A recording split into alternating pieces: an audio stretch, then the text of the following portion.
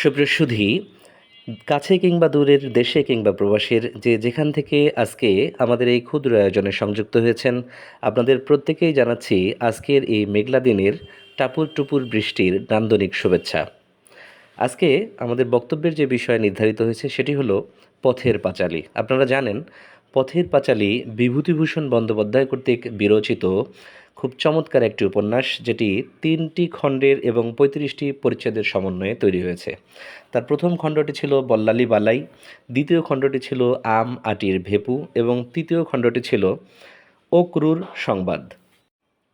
যাই হোক, পথের পাঁচালী থেকে যে সকল প্রশ্ন অ্যাডমিশন টেস্ট সহ বিসিএস ও অন্যান্য চাকরির পরীক্ষায় আসে, তার প্রথমটি হলো পথের পাঁচালী উপন্যাসের রচয়িতা কে।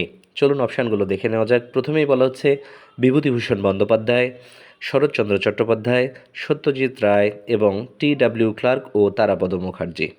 যে সুপ্রসুধী, এই প্রশ্নের সঠিক উত্তর হলো বিভূতিভূষণ বন্দ্যোপাধ্যায়। উপন্যাসটির যে দাবি এবং উপন্যাসের যে প্রকৃতি প্রেম এবং প্রকৃতির সাথে মানুষের বেড়ে ওঠার যে গল্প, তাকে কেন্দ্র করে নির্মিত হয়েছে চলচ্চিত্র। এবং এই প্রশ্নটিও বিসিএস সহ অন্যান্য পরীক্ষায় আসে। প্রশ্নটি এরকম যে পথের পাঁচালী চলচ্চিত্রের পরিচালককে। অপশানগুলো আমরা একই রকম দেখতে পাচ্ছি। এখানে পথের পাঁচালী চলচ্চিত্রের পরিচালক হলো সত্যজিৎ রায়। সুপ্রসুধী, আপনাদের জ্ঞাতার্থে জানিয়ে রাখি, সত্যজিৎ রায় ভারতীয় চলচ্চিত্রের খুব প্রভাবশালী একজন চলচ্চিত্র পরিচালক, চিত্রনাট্যকার, লেখক এবং তিনি সুকুমার রায়ের সন্তান।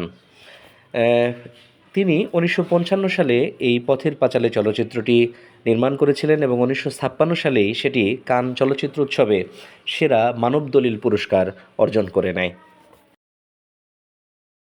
সুপ্রসুধী, পথের পাঁচালী এই উপন্যাসটির যে সাহিত্যিক সৌন্দর্য ও রচনাশৈলী, তাকে কেন্দ্র করেই এটি অনূদিত হয়েছিল অনেকগুলো ভাষায়। যেমন 1960 সালে এটি সর্বপ্রথম তেলুগু ভাষায় অনূদিত হয়, যেটি মাদিপাতলা সুরি নামে একজন ভদ্রলোক অনুবাদ করেন।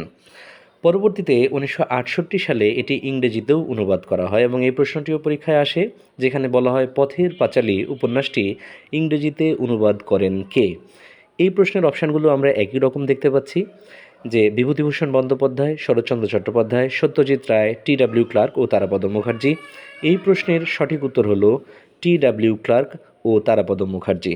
আপনাদের অবগতির জন্য জানিয়ে রাখি, ইউনেস্কোর প্রতিনিধিত্বমূলক কাজের অংশ হিসেবে 1968 সালে পথের পাঁচালী উপন্যাসটির ইংরেজি অনুবাদ করা হয়, যেটি ইন্ডিয়ানা বিশ্ববিদ্যালয় প্রেস হতে সর্বপ্রথম প্রকাশিত হয়। পথ সংক্রান্ত আরও একটি প্রশ্ন যেটি পরীক্ষায় আসে, সেটি হলো পথের দাবি। পথের দাবি এবং পথের পাঁচালীর মধ্যে অনেকেই কিন্তু তালগোল পাকিয়ে ফেলেন পরীক্ষার হলে। তো যাই হোক, পথের দাবি উপন্যাসটি কে লেখেন, এখানেও আমরা একই ধরনের অপশান দেখতে পাচ্ছি। কিন্তু মনে রাখতে হবে যে পথের দাবি উপন্যাসটি মূলত শরৎচন্দ্র চট্টোপাধ্যায়ের লেখা।